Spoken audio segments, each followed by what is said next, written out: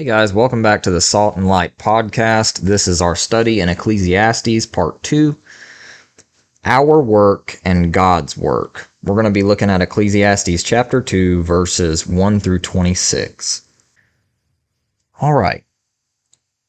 So, this is what Solomon has set out to do in this book. He's laying out the details of the curse that God has cursed the world with because of our sins.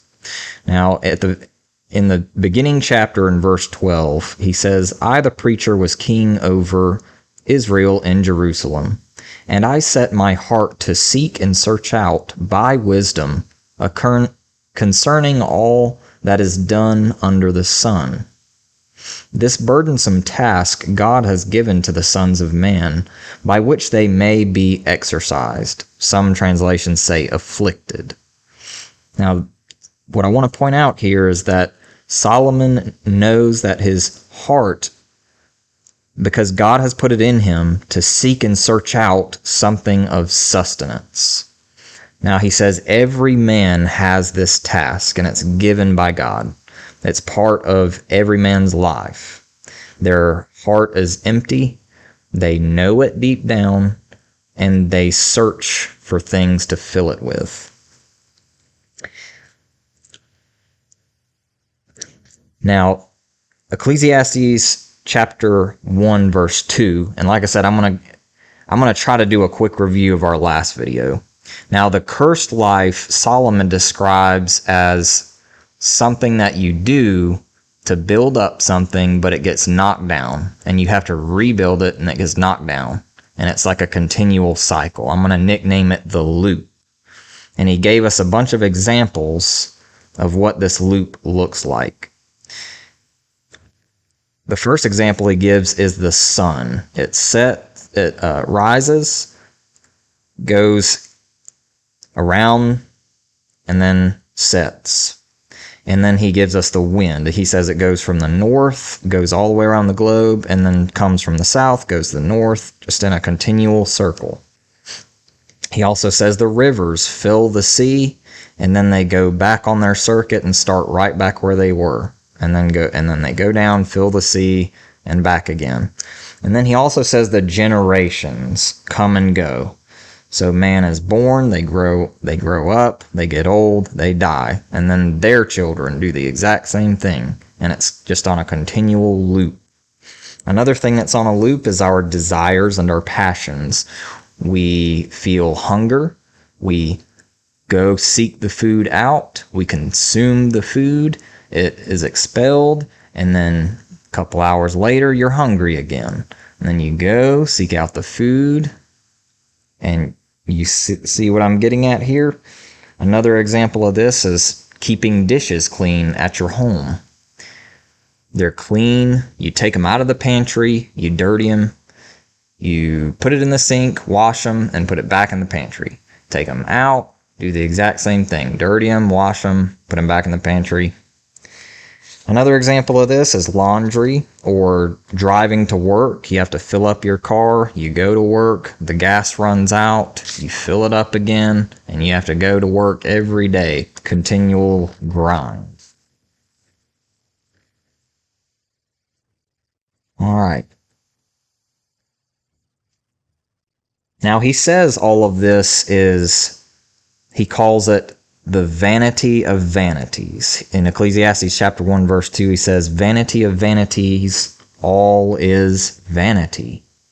And what he means by this is, if Burger King came out with a Whopper and called it the Whopper of Whoppers, that means it's going to be the biggest and juiciest and best burger they have.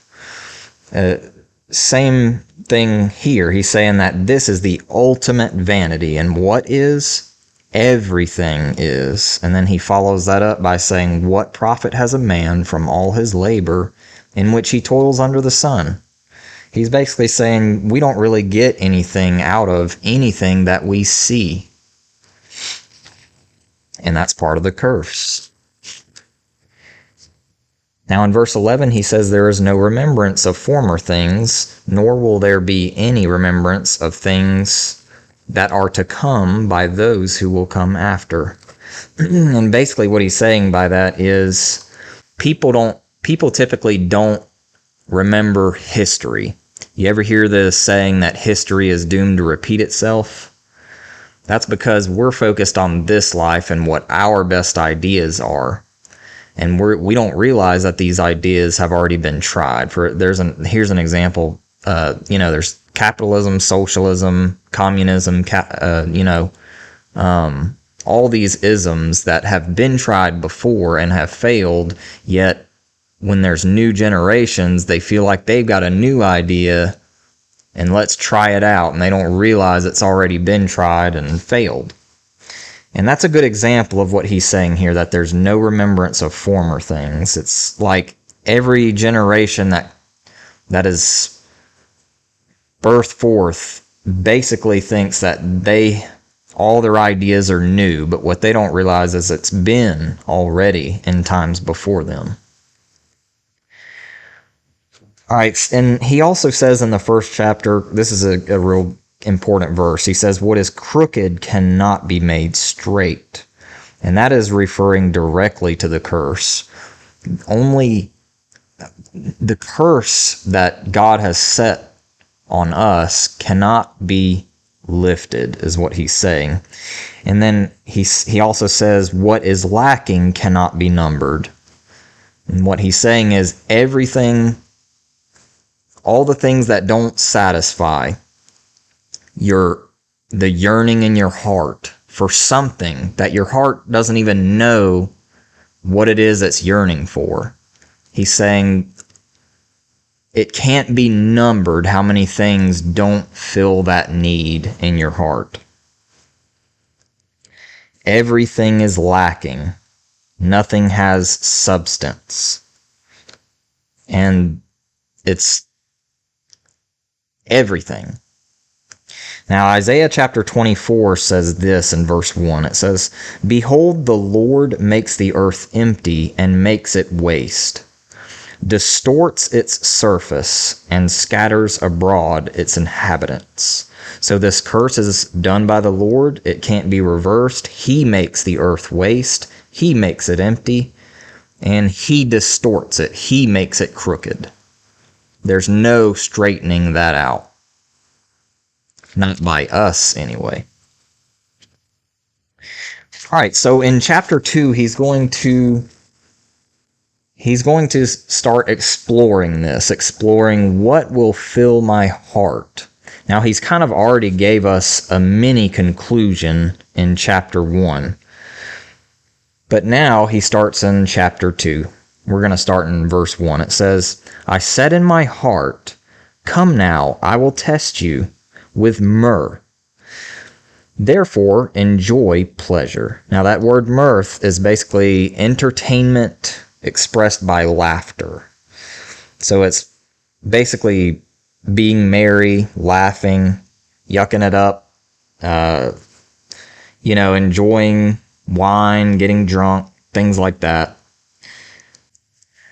Now, I have noticed that this testing of the heart doesn't typically start with children. I've noticed children don't really realize that their heart is empty. It's almost like they put their trust in their parents, and for some reason they're not very aware of that yet.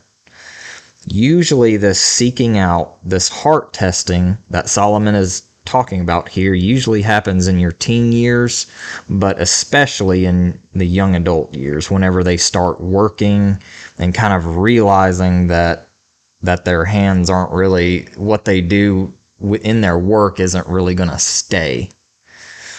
And that's when they start questioning life, like what is, the best thing for humans to do for themselves. But basically, whenever they leave their parents' houses, that's when you're forced to establish yourself in the world. So you're led into those questions, those big questions. Now, I want you to do this. I want you to picture your dream life. Where would you like to be in the next 10 years? Okay, I want you to keep this in your mind. Now, God gave Solomon the resources to live this life we dreamed up 1,000,000 times over with much greater intensity. So this is where he starts out. He starts out by saying in verse 3, I searched in my heart how to gratify my flesh with wine, while guiding my heart with wisdom, and how to lay hold on folly, till I might see what was good for the sons of men to do under heaven all the days of their lives. But surely this also was vanity. I said of laughter, madness, and of mirth, what does it accomplish? So he pursued mirth, you could say he pursued amusement. He pursued laughter. He pursued just thrills, I suppose. And he said all of that was just madness. Basically, a mind that is not seated in reality, an unsoundness about their mental state. If they were to think laughter was what was needed to fulfill your heart, fulfill its desires. Now, there's nothing wrong with laughter. Remember, he is just saying, while the number one issue to him is soul satisfaction, and that is what he's seeking out. And to him, he says laughing is foolishness. Because when you know that you're under the curse, let me put it to you this way. Those who go and give themselves to nonstop fun and drinking and things like that, deep down they know that it's destructive. The next day, it's evident. No work has been accomplished. The yard needs trimming. The truck needs fixing. The animals need to be fed. The groceries need to be picked up. And the house is falling apart. And the drunkard has wasted another night. And the next day, he's stuck. And they like to say that they're stuck in a rut. Yet to wake up and pick up another drink to bring on that good feeling so they can just continue laughing about this situation seems to be the thinking of an insane person. Because the good feelings go away. The adrenaline goes away. It settles. And they don't even remember the fun that they had. It's lacking. It's lacking sustenance. Now, Solomon lets us know he took this up to level 100. So like I said, imagine your best life. Well, Solomon is doing this times 1,000. So this required much resources and much preparation, which God had allowed and given Solomon. All right, so in verse 4, he said, I made my works great. I built myself houses, planted myself vineyards. So I would imagine he had some luxury shelters, and the vineyards that he planted would be something that he could extract many different kinds of wines and things of that nature. And verse 5 says, I made myself gardens and orchards, and I planted all kinds of fruit trees in them. So he's going to have every type of vegetable he could ever want, every type of fruit. So back in that day, that was their dessert. So any dessert he desired, Then he said, I made myself water pools from which to water the growing trees of the grove. So he had easy access to refreshment, didn't have to go to a well.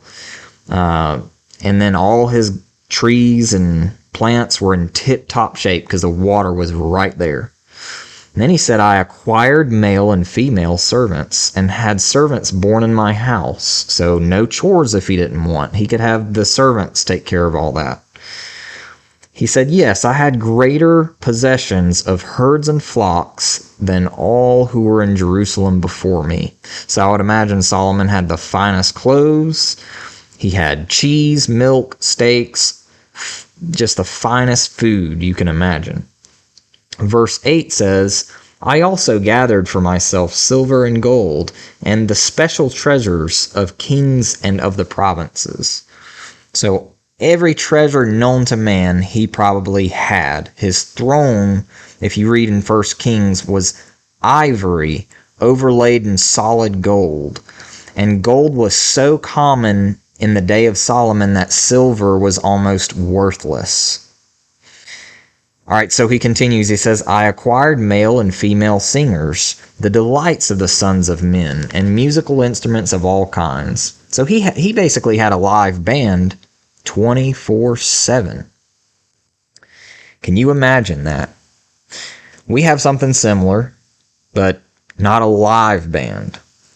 Verse 9, he says, so I became great and excelled more than all who were in Jerusalem before me. So I would imagine he had all the praise and adoration from all men, princes of the earth, even down to the lowest. Now he says, also my wisdom remained with me. So why did he throw that in? I would imagine because this situation for any man would typically ruin them.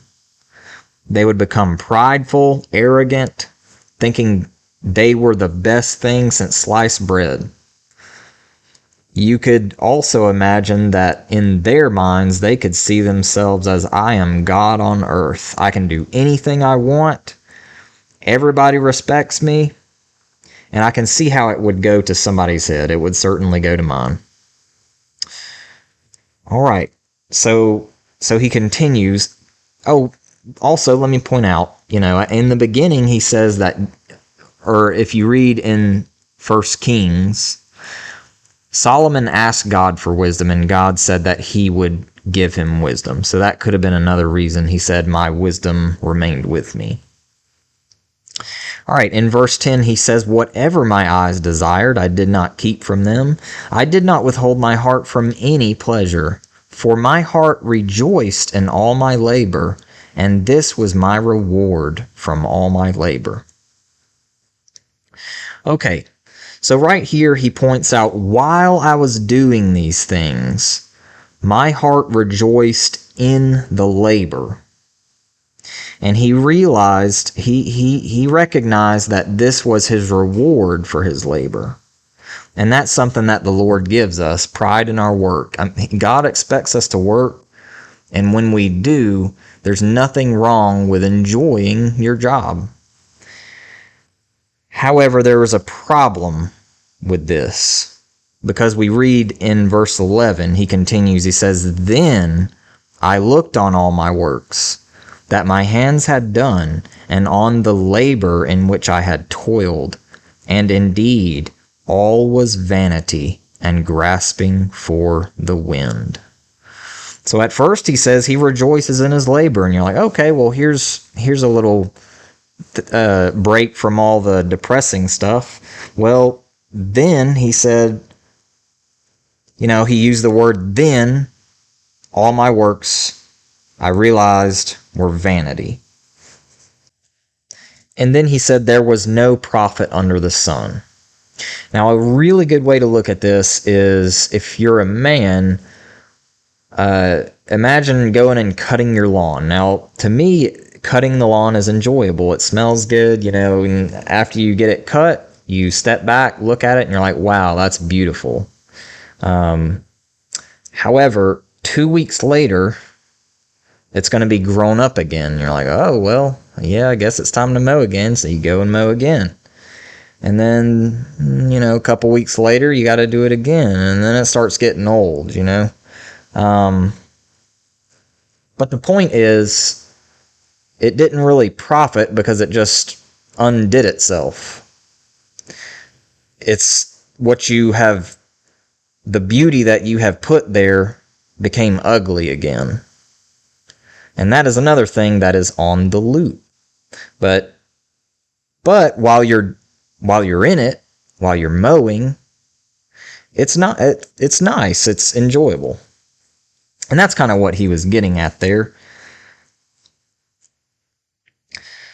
So Solomon saw all of this and said, truly, I don't really have anything at all.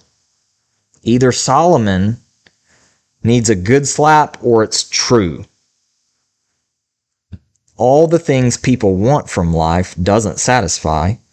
And when it comes down to it, all we know is we are missing something, but our heart doesn't really know what it is. Our heart leads us to dead ends.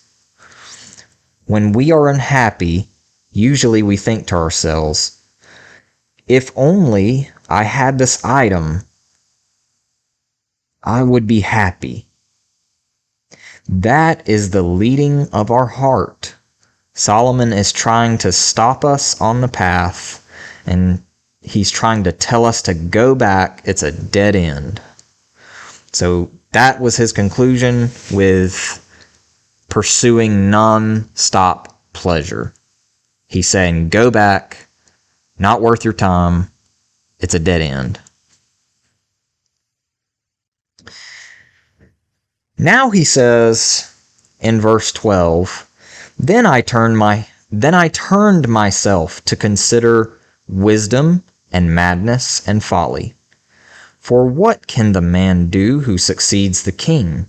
Only what he has already done. All right, so when he says, I turned myself, that means he reached a mini conclusion on the pleasure. He said, it's not worth your time. So now he's going to turn to something different. Wisdom, madness, and folly. Now, now there's two different types of wisdom. There's one type of wisdom that God gives you. That's godly wisdom, and that is actually true wisdom. Now, there's another type of wisdom called worldly wisdom. And it's basically, a really good example of this is someone who does real estate compared to someone who, it's like the buyer and the seller. The seller is the wise one. The buyer the one who's going into debt to buy the house would be more on the foolish side. But that's the type of wisdom he's talking about. One who's business savvy, who can generate wealth, and it's just, part of them. It's part of them to be businessmen. That would be a good example of worldly wisdom. And that is what he's talking about here. All right, so when he says, for what can the man do who succeeds the king? Only what he has already done. He's also he's saying that if you're in the kingship, he's considering that worldly wisdom, someone who has reached the top of the food chain, if you're looking at it that way. And he's realizing that even the king is on this continual loop. For the king who succeeds that king will just do what he has already done and the next king will do the same, the next king will do the same, the next king will do the same. So in verse 13 he says, Then I saw that wisdom excels folly as light excels darkness. Now think of your parents. Whenever you were a child, your parents would raise you in a way, and they would teach you in the ways of coping with the world the best way you can. They'll teach you how to work, a good work ethic. They'll teach you how to manage your money. and they'll teach you things like how to change the oil in your car.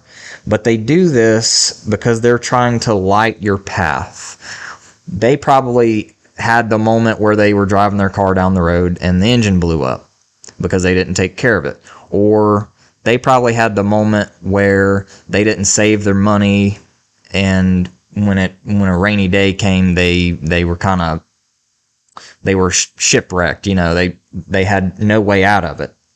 And when a parent tries to raise up their child, they try to light their path for them, say, look, I've been here before, so I'm going to tell you what to do so you won't have to go through the hardship. Now, that is the wisdom Solomon is talking about, and there's nothing wrong with that. That's parents loving their children. So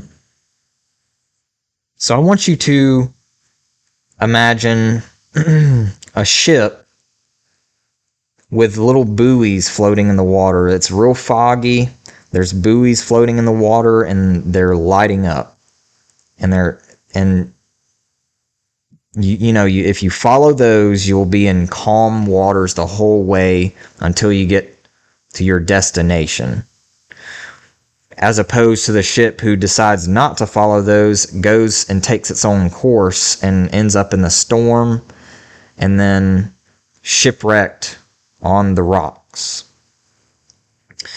All right, but keep in mind, these lanterns are lighting its way for a destination. All right. That's what Solomon is trying to do for us, by the way, in Ecclesiastes. He's trying to light our path to show us where to go to reach a better destination. Now, think of it also like a map.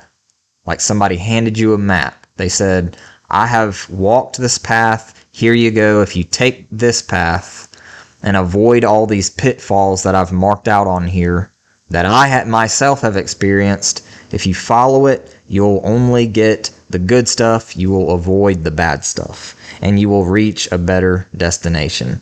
The point of a treasure map is to get you to the treasure, is what I'm trying to say. However, there's a reason Solomon is saying, well, let me just read what he said here in verse 14. It says, the wise man's eyes are in his head, but the fool walks in darkness. So the path that a wise person would take if they were following the roadmap, well, they would take the way of saving money. They would take the way of paying for their house with cash. They will take the way of starting a family and sticking with their wife. That's all wise. And in the end, you'll be better off that way. Now, if you take the other way, partying, staying up all night drinking, get yourself a promiscuous woman and chase money, easy money your whole life, that would be the foolishness of the world. And that's kind of what he's getting at. Worldly wisdom versus worldly foolishness. He says, Yet I myself perceived that the same event happens to them all. So I said in my heart, as it happens to the fool, it also happens to me. And why was I then more wise? Then I said in my heart, this also is vanity. For there is no more remembrance of the wise than of the fool forever. Since all that now is will be forgotten in the days to come. And how does a wise man die? As the fool.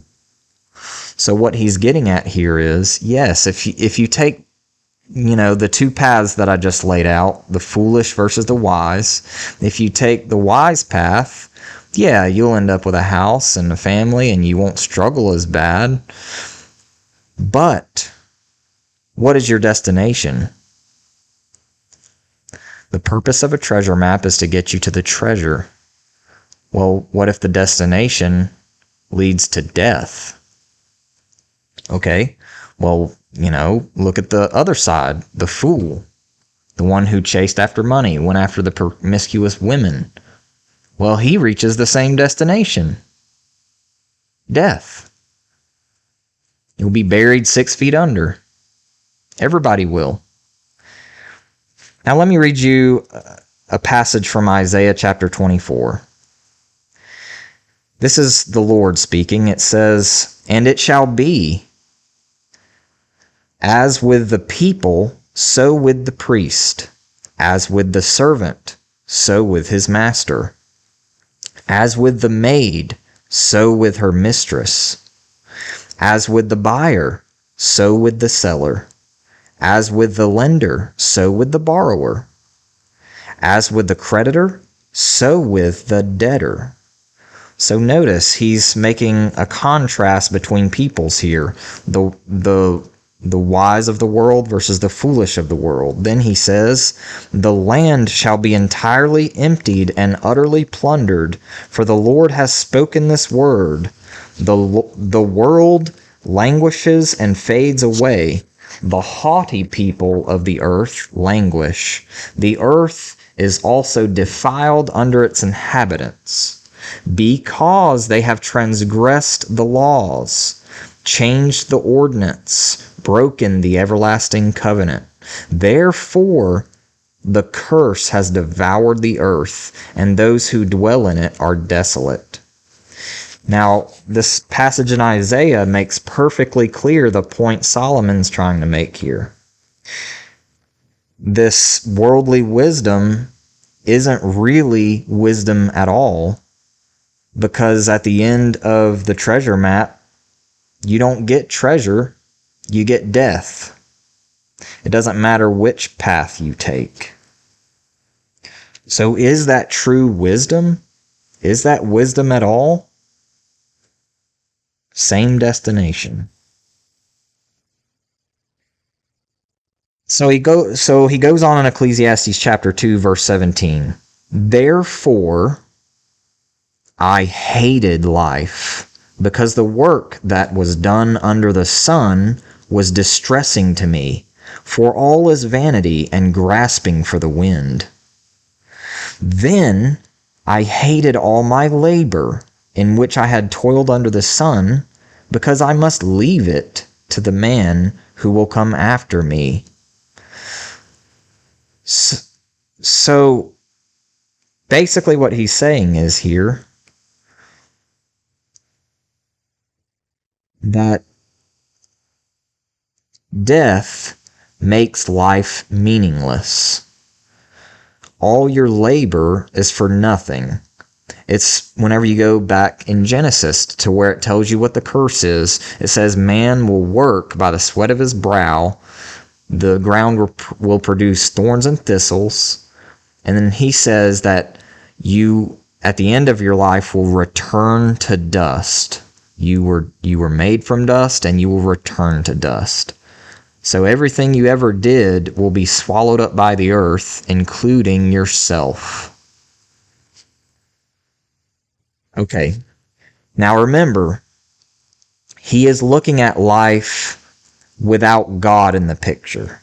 Okay? Because true wisdom comes from God.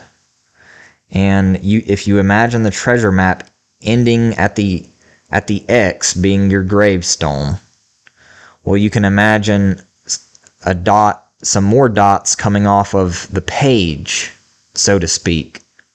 This is godly wisdom. It goes past the X that you reached, your death, comes off the page into your resurrection. Okay? All right, so he continues. He says, I must leave, he's saying of all his labor, I must leave it to the man who will come after me. And who knows whether he will be wise or a fool? Yet he will rule over all my labor, in which I have toiled, and in which I have shown myself wise under the sun. This also is vanity. Now, this very thing actually happened to Solomon. The kingdom was the most prosperous and solid it had ever been under the reign of Solomon. Now after King Solomon, his son, which took over the throne, actually ended up splitting the kingdom into two parts over a silly disagreement. And then they were basically at each other's throats at that point. And it destroyed the kingdom. A kingdom that is divided will not stand.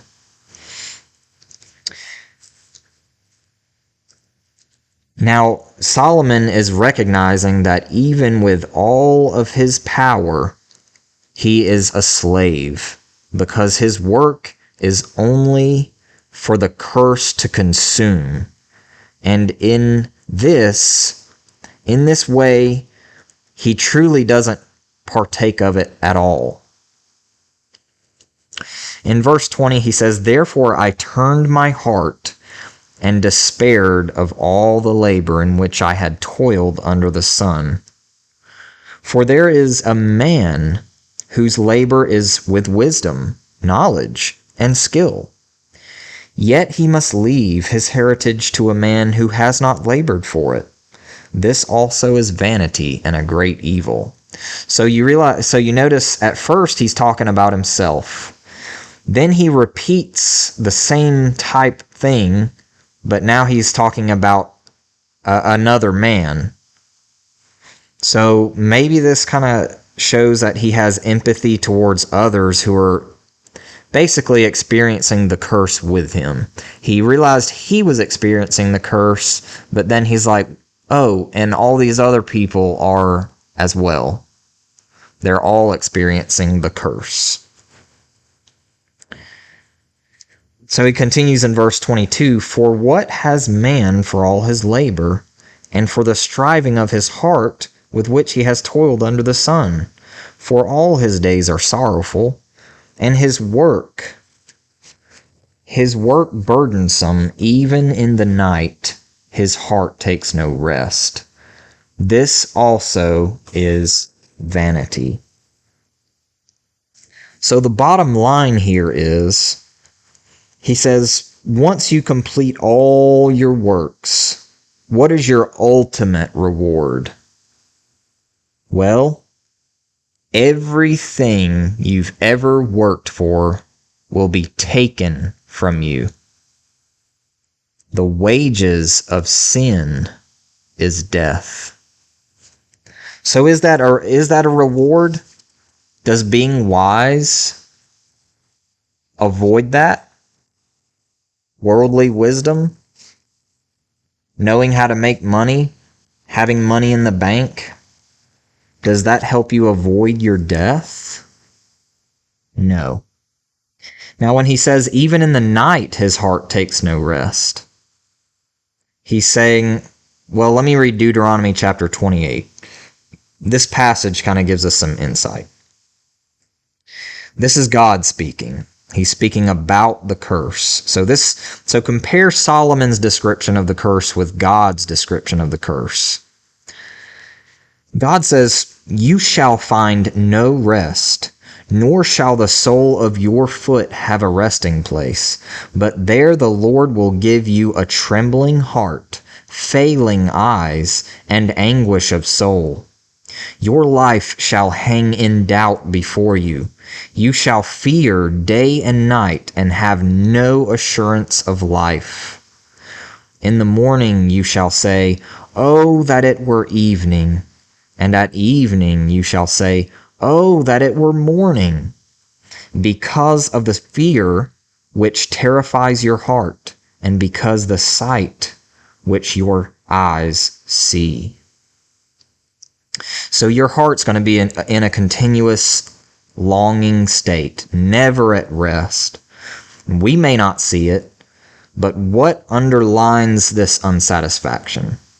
Well, God said it's fear, no assurance of life. You have no solid foundation. And your heart,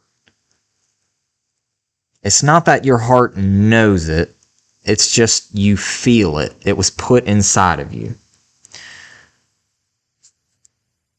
Now, Solomon continues and gives us a hint of hope. All throughout Ecclesiastes, he gives hints of the gospel all throughout it, and we'll point those out. All right, so in verse 24, he says, "Nothing is better for a man than that he should eat and drink, and that his soul should enjoy good in his labor. This also I saw was from the hand of God. For who can eat or who can have enjoyment more than I?" And basically what he's saying there is, I have more of an ability to enjoy all types of food than anybody else, so I would know this for sure, is basically what he says there. But he says that nothing is better than eating and drinking and enjoying your labor while you're here. But didn't he just say that all that was vanity and that he hated his life after he realized that fact? Well, listen to this. Next verse.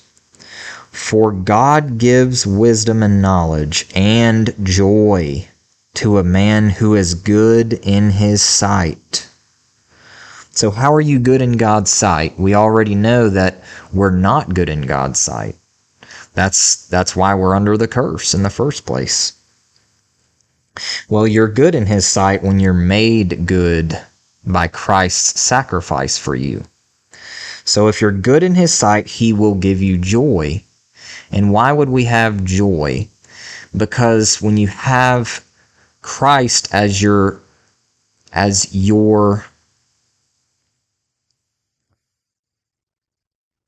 I'm sorry, what is the word? So when you have Christ, your life doesn't end there. It will extend into eternity. You'll have Christ is your resurrection. And that's where your joy comes from.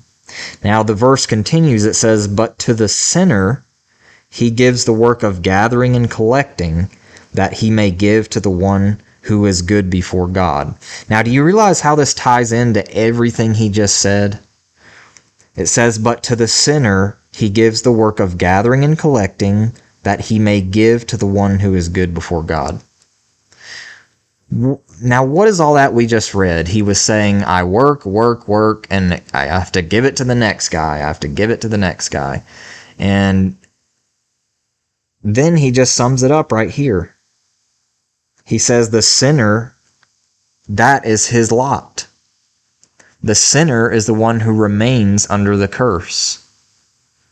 However, the one that's good in God's sight, God lifts the curse off of him. And that's his mini conclusion there. All right, so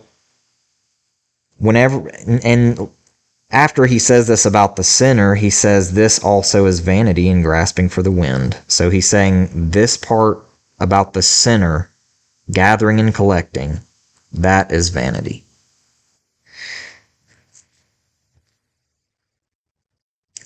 So that was what he got from the pleasure test. And the building up of his life. It all will be handed off to someone who is good in God's sight in the very end, because the righteous inherit the earth. All right, so God is the one who assures us of an inheritance, and God is the one who gives joy.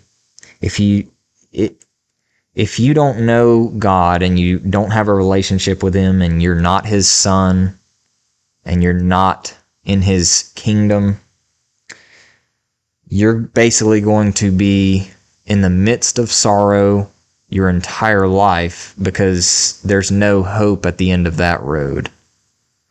And that's ultimately what Solomon was trying to get at here. Okay, so we'll end it there, and the next little podcast will be chapter 3, Ecclesiastes chapter 3. So please come back and join us for that, and we'll see you then. God bless y'all.